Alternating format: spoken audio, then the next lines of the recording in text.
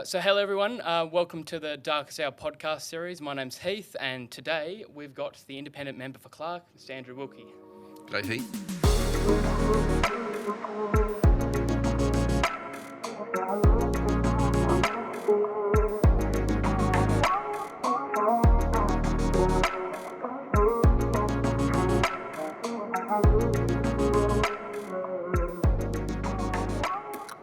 Happy to be on the podcast. That's great. Very happy to be on the podcast. Would you like to introduce yourself? Andrew Wilkie. I'm the independent member for Clark. So independent, I'm not in a political party. And Clark is the federal electorate.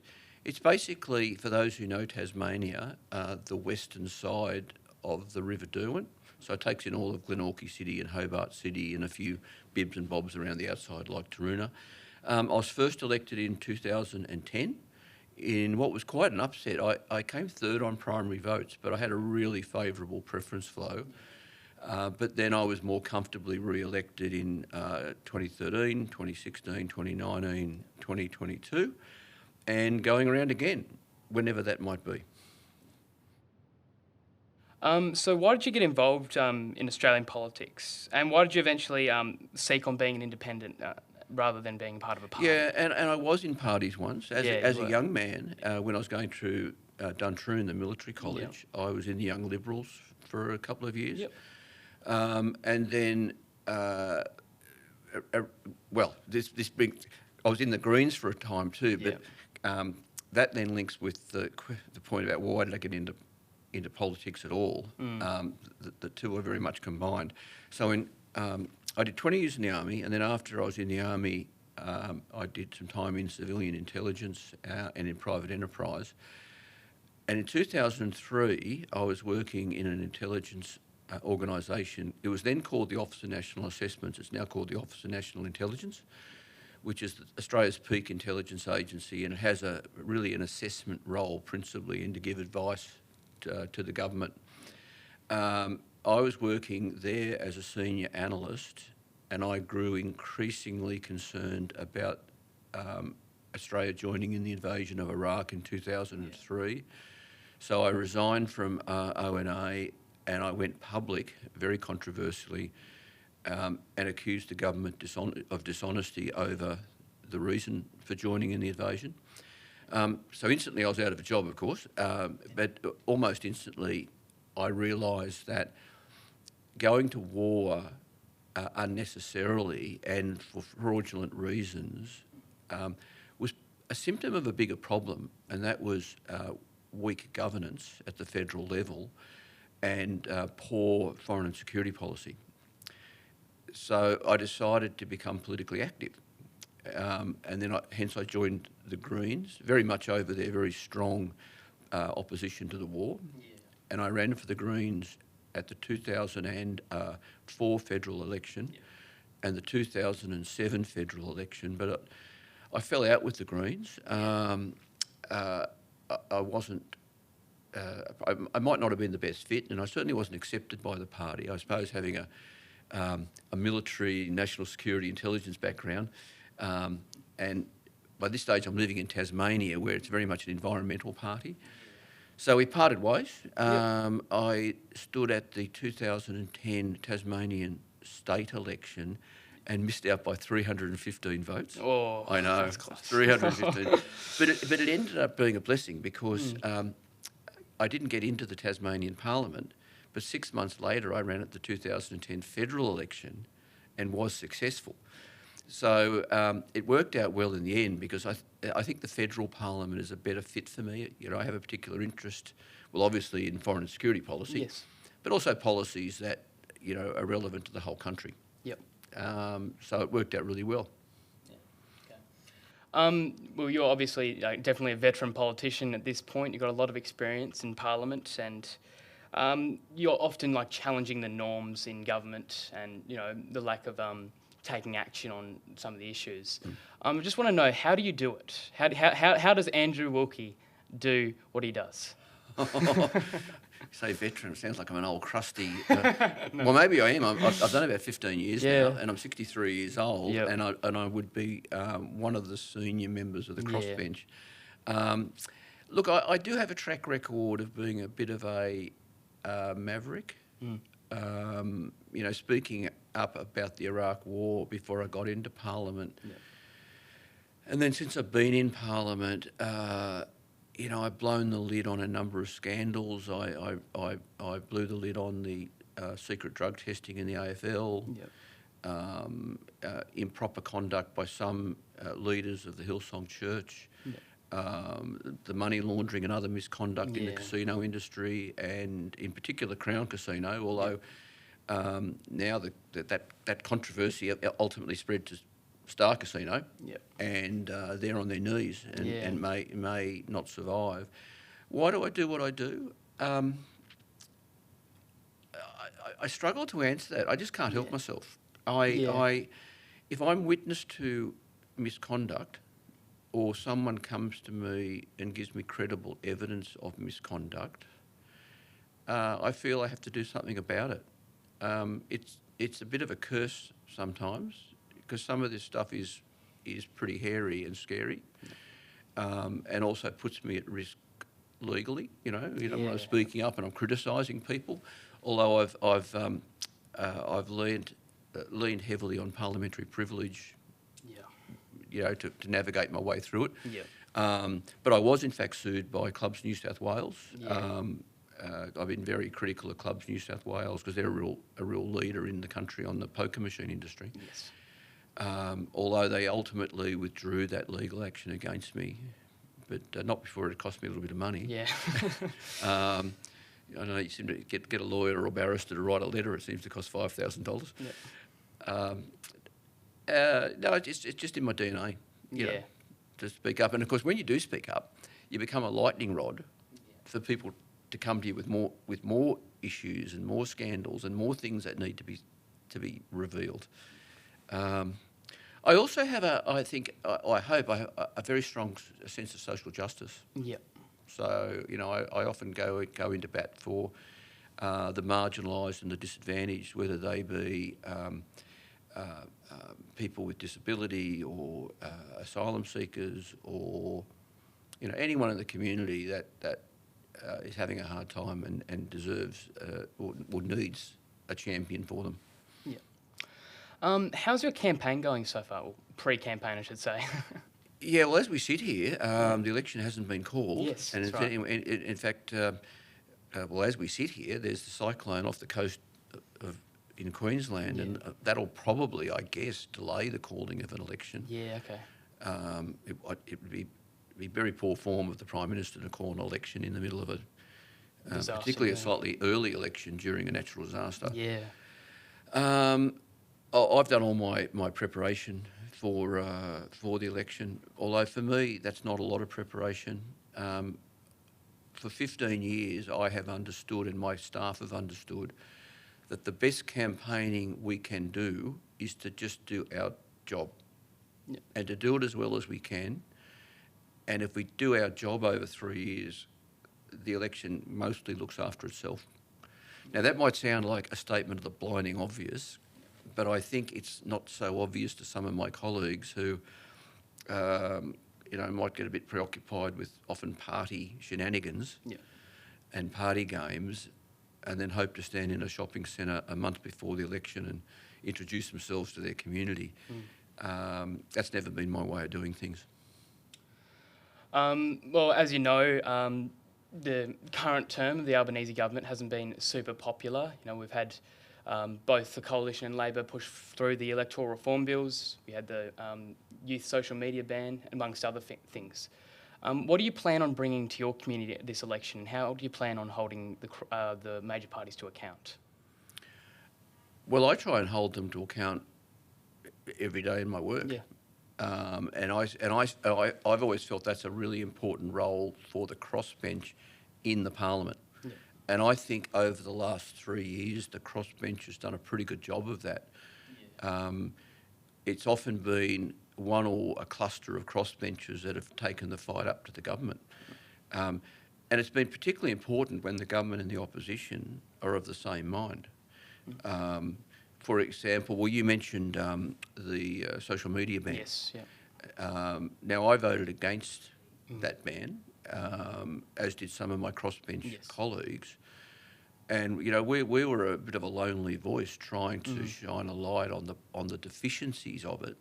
The fact that there are so many advocates for younger people, and particularly for the health of younger people and mental health for younger people, arguing that it wasn't necessarily a good idea. So many technical people saying it's impossible. Civil rights and libertarians saying, well, if you're going to check the age of someone, then you've got to check the age of everyone. And I, for one, I'm not going to hand over my driver's licence detail to some social media company to prove that I'm over 16. So there's a good case, a good example of where the crossbench holds them to account. It's really interesting, Heath. You see this from time to time where Labor and Liberal will sit on one side of the chamber, and several of us crossbenchers will sit on the other side. Yep. It makes for quite a good photo. Because sometimes they are of the same mind, sometimes they collude. And we saw it in the most recent sitting week, which might have been the last week of Parliament, but maybe it won't be the last week of Parliament now, with the reform to political donations and expenditure. I mean, that was very much is very much a piece of legislation that favours political parties and disadvantages independents. So don't get between the political parties and their self-interest. What have you delivered for Clark during this term? It's a question that's often asked, and the people who often ask it are thinking of money. Yes. I'm not suggesting you were thinking of money, but the people who do ask that legitimate question are often, they measure your success by how much pork barrelling did you attract. Now, I reject where that question comes from in that context, because I actually think, although we'll talk about money in a sec, I think the job of a federal MP is to represent and to support their community. I think that's how you should measure someone. Who did the best job of representing their community, particularly in the Parliament, particularly with the votes? Who works the hardest at helping his community at a grassroots level? That's always been my measure, and I think I've delivered this term. I mean, but of course others will judge me. Yes. It's a pretty brutal work, sort of appraisal comes up every 3 years. We'll find out how I went. But if anyone wants to talk about money, they're just putting the finishing touches on the Bridgewater Bridge, which links Clark and the Lions electorate. That's well over $500 million. Last year, really nice announcement. The Prime Minister came down personally and announced $240 million to refurbish the berth facilities for the icebreaker here in Hobart. So there's a couple of big ticket items in recent years. Mind you, the vast majority of federal spending just flows out unremarkably. I don't know what the latest figure is, but it was forecast in this term of federal parliament. In this current financial year, I should say, the federal government was forecast to spend about $2/3 of $1 trillion. Wow. Yeah, it's like $600 or $700 billion. Most of that is unremarkable. It's just contracts that are running out over years, public service wages, running the Defence Force, the Federal Police, the intelligence agencies, Centrelink payments. So the amount of money that gets all the attention is actually a tiny part of the total budget. Well, you've got a lot of critics from both a lot of parties and some powerful lobbies, as well as candidates in this upcoming election. And it's regarding your effectiveness and dynamic policy stances. Do you think that you've broadened your policies too much and that you're not focusing on your electorate more than the national? Yeah, look, I've heard that criticism. Yeah. Of course, I reject it. Yeah. I don't know that my political opponents, which includes the political parties, because none of them have none of them have any time for me, quite frankly. I don't know that they're the most impartial commentators. Really, what matters is what happens at the ballot box, because it's my community are the only people that matter, and their views is the only thing that matter. And I've polled well. Now, I don't want to sound arrogant. I might fall over at this election. Things are volatile these days, and there are no safe seats. So we'll have to, maybe we can have a conversation after the next election about how I went at the last election. But at the 2022 election, I ended up with over a 20% margin, the second safest seat in the country. Election before that, about a 21 or 22% margin, second safest seat in the country. So my choice of issues that I'm quite outspoken on, it seems agreeable to my community. And there are issues that also that other people aren't addressing. Like you won't hear much out of the Labor and Liberal parties about meaningful poker machine reform. Now, admittedly, this government in this term has done some good stuff with reforming online gambling, but you won't hear boo out of either major party about reforming the poker machine industry and the gambling addiction and hardship that comes from that. So when there's an issue like that, which no one else is dealing with properly, well, the major parties aren't, I'm not going to be silent on. Yeah. Being an independent, it's very difficult trying and push forward change in the parliament, as you mentioned. Are there any other avenues that you could see yourself trying to push for change in Australia? Oh, there's an endless list. Yep. An endless list. But a lot of change isn't necessarily affected in the parliament. Now, I know, seemingly just about all of the great challenges facing our country, the problems are caused by politicians making bad decisions, or there are issues that come along that can be solved by politicians making good decisions. But a lot of what goes on is really grassroots and up to the community. And I'll give you a good example. I was central to getting Julian Assange home. Yes, that's right. I mean, there were millions of people around the world, of course, so credit to those millions of people who agitated for Julian to be busted out of Belmarsh prison and returned home. But I was one of the leaders in a political sense. I mean, at the end of the day, when I think about it, I reflect on, well, why did the Labor government finally shift position and arrange for Julian to come home and in fact seem to facilitate the logistics of it. Well, that wasn't because of a parliamentary decision. That was because of years of gritty community pressure. Same with the live sheep export ban. Yeah. Sure, the legislation to phase out live sheep exports to the Middle East, ultimately it was a decision of the Parliament to legislate it, but it was something the Parliament only did in response to years of, again, gritty grassroots pressure from millions of Australians. Yep. And I think it's a good thing, and something the community needs to be mindful of. Sometimes they bang away and they go to rallies, or they write letters to the paper, or they ring up Talkback Radio, or they join organisations and they feel they're going backwards. But actually, when you get in the helicopter and rise up high and look down, and you see that the community does affect meaningful change. Sometimes quickly, often very slowly, but incrementally. What do you think is the biggest internal threat facing Australia today, and how do you see this impacting the nation long term? The biggest internal threat? Look, critical is that we obviously critical is that we maintain social harmony and social cohesion. Yeah. And there are a lot of fault lines through the community that put that cohesion at risk. And it's up to all leaders of the community to do what we can to foster harmony and cohesion. There are fault lines.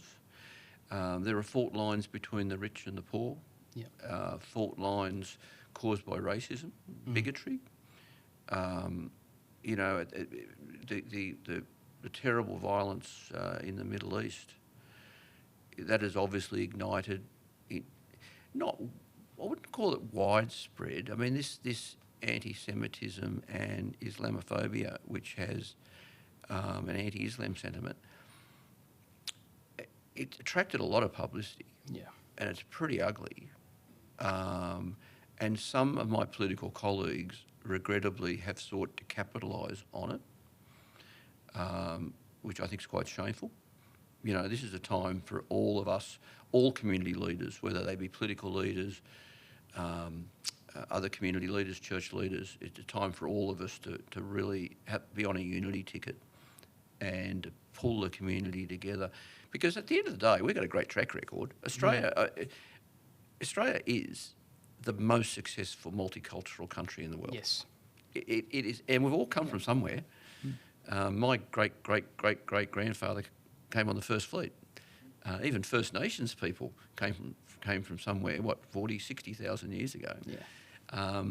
We've all come from somewhere, and we have greater harmony and cohesion and stability than most other places in the world.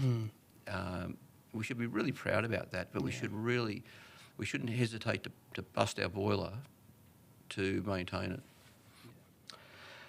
Where do you see corruption and the lack of government accountability leading the nation?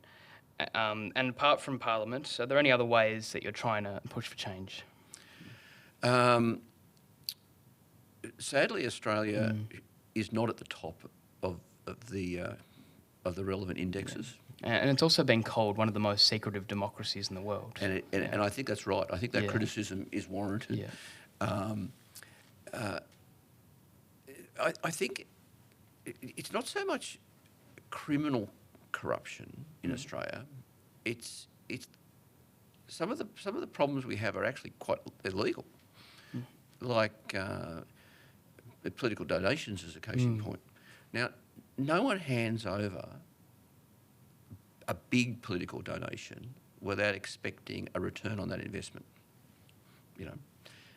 Well, yeah, the major parties would say that because you're being funded by Climate 200, you've got to give them some policy concessions. So, well, at this election, I've accepted a $30,000 donation from Climate 200, and at the 2022, I accepted a donation of a little under $30,000. Now, $30,000 doesn't buy me. No. But some political parties, some candidates accept individual donations measured in the millions. Now, you know, I would challenge some of those people not to be influenced by that. Yep. Now, I think that's a form of, that's a sort of a soft corruption of, not a criminal corruption. It's a corruption of proper process and good governance. As my old mate Nick Xenophon once said, if someone gives you $1,000, they support you. If they give you $100,000, they've bought you. And it's not a bad line. It actually came back to bite Nick in the bum when he did accept a donation of over $100,000 years later. There are so many things we can do to make governance in this country cleaner. Now, as we sit here in Hobart, I note that Tasmania has the worst state-level political donation laws in the country. At the federal level, yes, we have had some reform. It's a pity that the settings of that reform are more political than corruption busting to favour the political parties and disadvantage independents. Not so much the current independents, we're fine. Incumbency is a very powerful thing. But these recent changes will really disadvantage emerging talent and new independents. What other things can we do to clean up governance, particularly at the federal level? Well, we've got the National Anti-Corruption Commission. That was legislated by this government, so I'll applaud it for that. But in isolation, its effectiveness is limited. The NAC, so-called NAC, is but one part of a process, but there are earlier parts of the process that need attention. For example, we need better whistleblower laws. So if someone is witness to corruption, they are protected when they speak up. so far our whistleblower legislation is weak, so that needs to be fixed. We also need media freedom laws so that if a whistleblower speaks up, the media can report it and make sure the public is aware of the allegation. Yep. And then we get to the knack. We then get to the knack. The knack, or maybe the Federal Police or AUSTRAC or ASIC or some other regulator can then look at the whistleblower's allegations. So there are so many things we can still do. And these will be priorities for me in the next Parliament. Yep. I want better whistleblower protection. I want media freedom laws, and I want to improve the deficiencies in the National Anti-Corruption Commission because it's not too bad, but there are still some glaring deficiencies in its design. As you know, this election's it's projected to be a hung parliament, and this gives a bit of leverage for the crossbench to push for reforms. How do you see yourself playing in the middle of all this? Well, this won't be my first rodeo. Rodeo? Depends what state you come from, I suppose. How true. you pronounce that. My first term, when I was elected in 2010, that was into the minority Gillard government time, yeah. And there were 6 of us on the crossbench back then, and 4 of us gave limited support to Julia Gillard to form government, the so-called supply and confidence. So supply is basically we promised we would support the budget, and confidence in that we wouldn't support a no confidence motion. So that was a real eye-opener for me. Now I learned in that Parliament that the formal agreement I initially signed with Julia Gillard was it put me at a disadvantage because it limited my freedom of action, and it pulled me just a little bit too close to the party of government. And in fact, halfway through that first term, the government and I walked away from our formal agreement because the government reneged on its promise for meaningful gambling reform. So I learned back then that you've got to be really cautious about entering into a formal agreement. And that explains why at the next election, if I'm re-elected, and if neither party receives a majority, I will not enter into a formal negotiation and have a formal agreement. It'll be a much more informal arrangement for me where I'll approach everything on its merits. And I note that the newer members of the crossbench, many of them have spoken to me about my experience. And I sense that a lot of my colleagues also won't enter into formal agreements. So we won't see that, no. I don't think we'll. I mean, some will. I think Di Lee might have said she might, and maybe a couple of others. But I think you'll find it'll be a more fluid, informal arrangement, which is fine. Which is good. I think that's actually a more pure form of a democratic outcome after the election. But we'll see. Who knows what's going to happen? So if you're elected to the House, and would you consider standing again after this election? Oh, heavens, Heath. I've got to get through this election. This election, though. Yeah, this will be my, if I'm successful, the next term will be my 6th term. Yes. That'll get me up to my mid-60s. Yeah. Who knows? Who knows? One election at a time. Yep. All right, then.